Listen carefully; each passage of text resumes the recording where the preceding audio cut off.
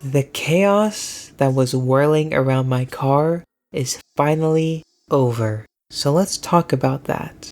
After installing new fuel injectors, I then went on to installing a new ignition coil. Much easier to do labor-wise. Anyways, started the car and can still hear the misfires. So, at the time, I had to pause my attempts to fix my car since I was waiting on parts to arrive.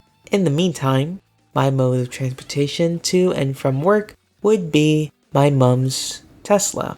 And I gotta say, I was weirded out by it at first, and by the last drive, I hated it. Sure, comfort-wise, it was great, but knowing I'm going back to my car with obviously no regenerative braking, I just felt it was a bad idea to get used to said lack of braking in the Tesla. Driving the Tesla very much felt like a vehicle that was just get me from point A to point B type design. Sure, most first cars and base cars are like that, which my car is both, but I don't know.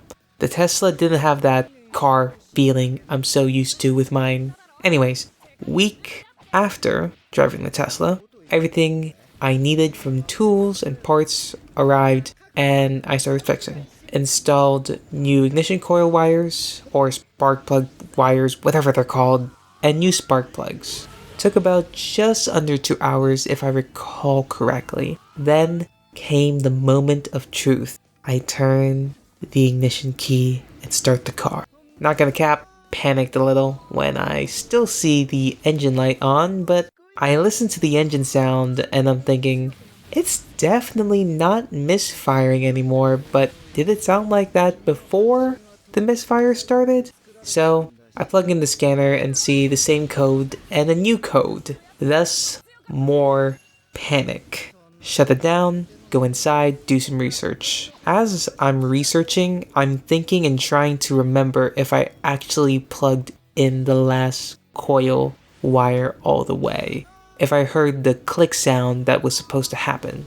That thought stays with me, nags at me, until at 11 p.m. I get out of bed, go outside, in the cold, and check. I push on the last coil I had touched, and then I hear the click. At the split second after, I realize I'm a fucking idiot. Plug in the scanner and start the car, and notice the codes have become pending codes. Do research on that, and 30-minute-ish drives later, no more codes, no problems. Car chaos is 99% over. Thank God.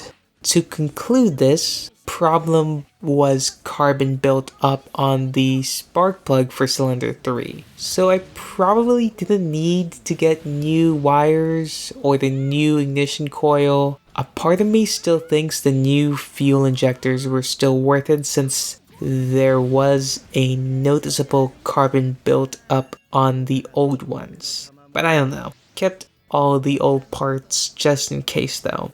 Also, bought and used that orange fuel cleaner that Scotty Kilmer, ATS, keeps recommending.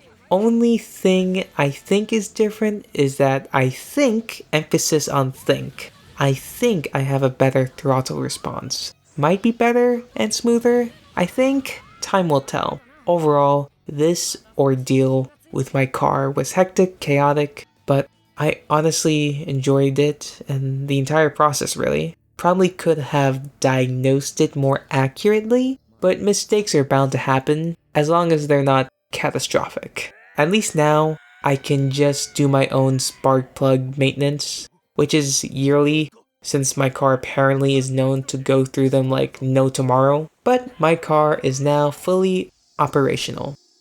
This Tuesday, I finally had another hooping session. The last opportunity weeks before was impossible due to rain, so I was pretty excited to finally get a chance to hoop again.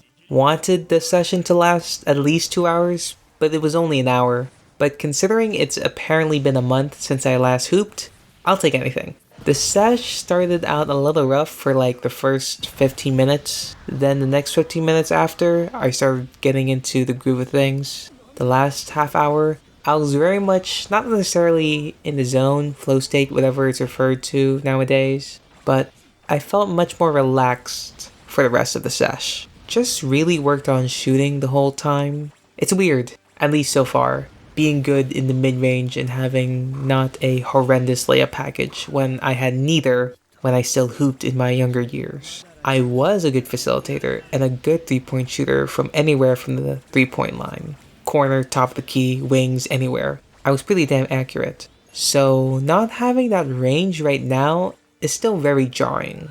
Also, shooting with my left now instead of my right is just bizarre. Like, how does the science behind that work? Anyways, worked on my hook shots, both right and left, and the mid-range. On the mid-range, I did start taking long twos and making them, so my range is returning.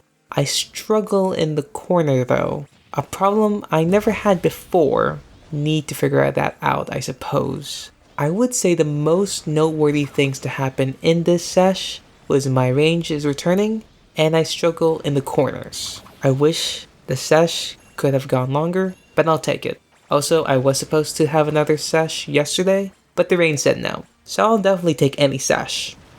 Last things of note, I honestly have a lot to do. Will do everything in my power to finish Call of the Night this week. Got 4 more episodes, I think. Want to illustrate, especially with Amane Kanata's graduation announcement hitting everyone like a freight train, further emphasizing my previous realization that Hollow members aren't going to be around forever. So I want to illustrate my gratitude and love towards them. Oh god, I just realized the new year is just around the corner. Too much to do, too little time. Anyways, gonna use the bathroom, then grocery shop, then wash clothes, then shower, then make and eat dinner whilst listening to Henya the Genius play Arc Raiders. Mata ne. This journal entry was written on December 5th, 4 p.m.